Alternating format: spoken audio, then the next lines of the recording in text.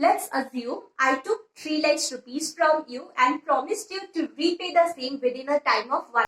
After 1 month, I actually gave you a check mentioning the amount 3 lakhs rupees, but you were already caught up with some personal work. So you calculated the date and you came to know that 26th of April is the last date when you can actually deposit the check.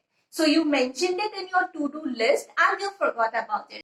On 26th of April 2020, when you actually opened your diary, you came to know that today is the last date to deposit your check amounting 3 lakhs rupees. But it's a Sunday. So what laws would be applicable? Will you have any rights to deposit the check and then actually get that amount? Because the last date to deposit is a Sunday, it's a public holiday. What rules would be applicable in that situation? You think about the answer and let me introduce you to the act or legislation that we will be discussing today. Hello, my name is Minakshi and today we will be doing an introduction on the Negotiable Instruments Act 1881. The Negotiable Instruments Act 1881 is a very important legislation that you need to study no matter whether you are a law student, whether you are a business student, CA, CS, banking exams, no matter for what exam you are preparing or what course you are studying, negotiable instrument is a very important legislation for most of the students. This is not a very tough act, but people do consider it as a little complicated. So in today's video, we will be looking at various provisions that are there under the Negotiable Instruments Act. Today's video is the first class or the introductory part on this particular act. After this class, you will get a clear idea on what all provisions are there and what all things you would be getting under this particular legislation. After this, we will discuss the act or discuss the legislation in detail with some probable or possible questions for any type of exam that you are preparing.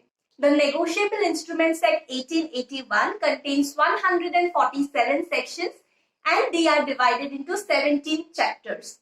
Each of the chapter contains a few of the sections and it deals with a specific matter or a specific subject area under the act. In today's class, we will be looking into the various chapters and the provisions contained in each of these 17 chapters under the Negotiable Instruments Act 1881. Just like most of the other acts, the first part or the first chapter of Negotiable Instruments Act 1881 is also the preliminary part. It contains only 3 sections, Section 1, 2 and 3. Section 1 mentions the complete name of the statute, its scope and to what jurisdiction the act would be applicable.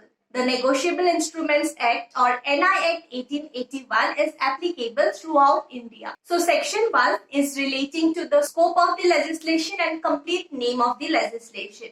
You should remember the Negotiable Instruments Act 1881 is applicable throughout India. Section 2 of the Act has been repealed, so you don't need to remember what it contains. Section 3 is Interpretation Clause. But unlike other statutes where you would be getting multiple definitions under the interpretation part, in this particular Act you will get only one definition under Section 3 of the Act. It is definition of the term banker.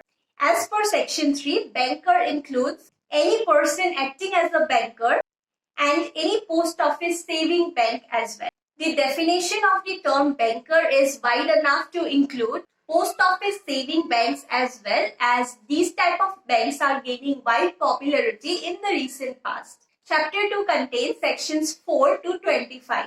We all know that Negotiable Instruments Act is applicable to 3 types of instruments: promissory note, bill of exchange and checks.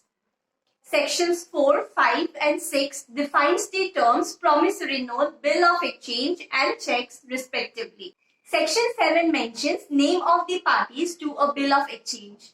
Section 8 defines the term holder. Chapter 2 also defines the term negotiable instrument and it also talks about maturity of such instruments.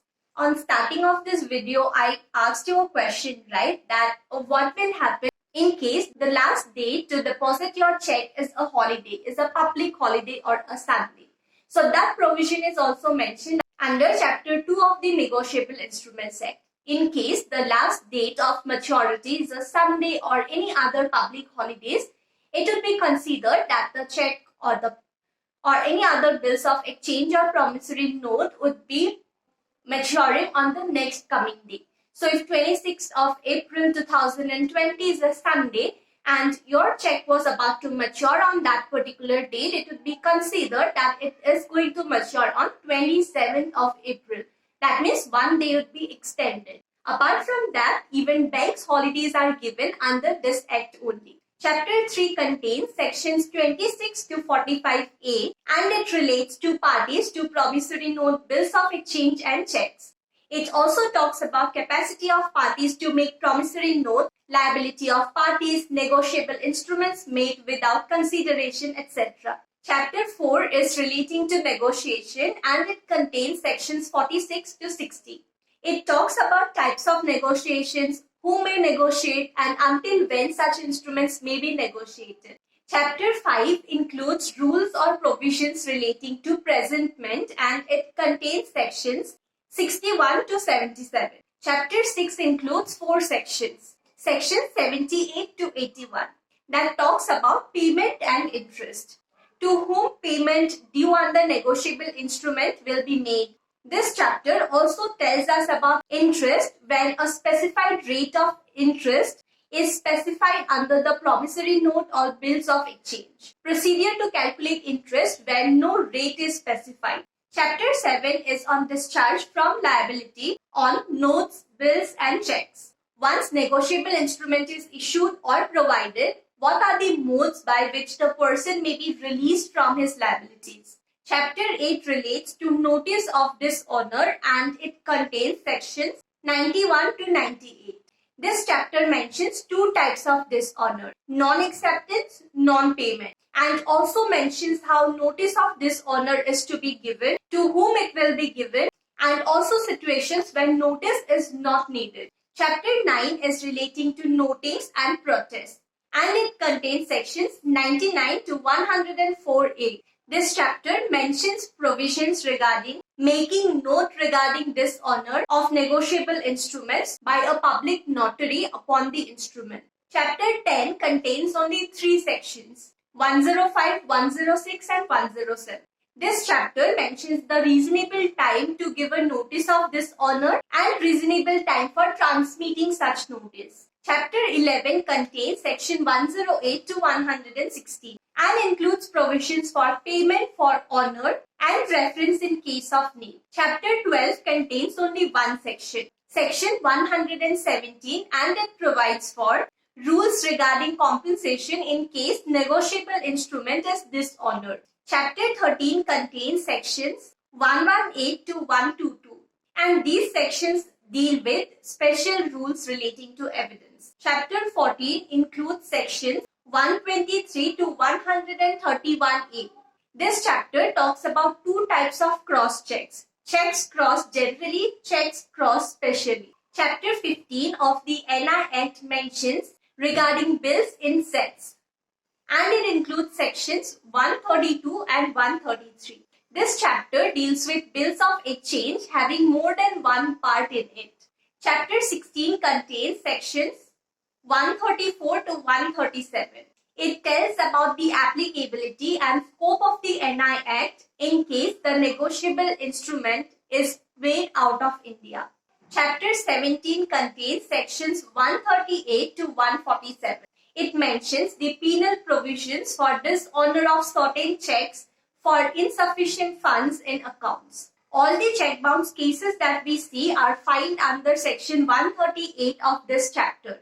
And chapter 17 specifically discusses about the penal provisions. And this was a basic overview on the entire Negotiable Instruments Act and what all provisions, what all chapters and sections we have under it. In next class, we will be discussing in detail about various types of negotiable instruments and how it differs from one another. Thank you so much for watching. Bye-bye.